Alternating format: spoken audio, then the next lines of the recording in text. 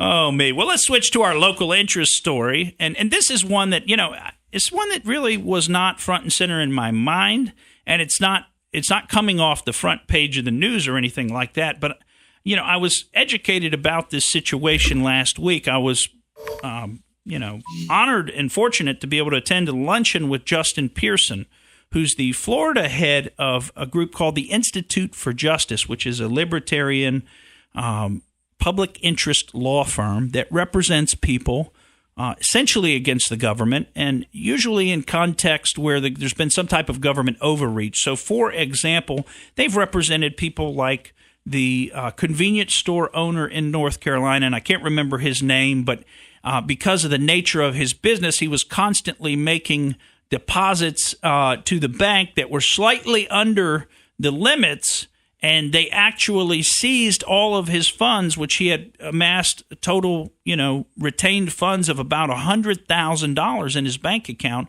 And they seized that because they said he was structuring his deposits. In other words, he was keeping his deposits right under the $10,000 level to avoid IRS reporting, when in fact that wasn't at all what he was doing. He was simply depositing the money that he had from his store, and it just happened to always be slightly under $10,000. So, they took his money, and they basically said, no, we're going to keep it. Now it's your job to go spend $100,000, $200,000, $300,000 to hire a lawyer to try to get your $100,000 in money back. And nobody can afford to do that. So thank goodness that there's something like the Institute for Justice out there.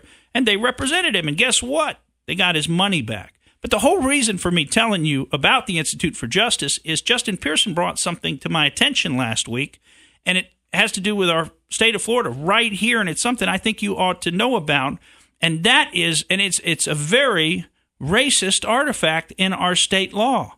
And that is that hair braiding requires a license, but only if you're doing African hair braiding. Can you believe that, Pat George?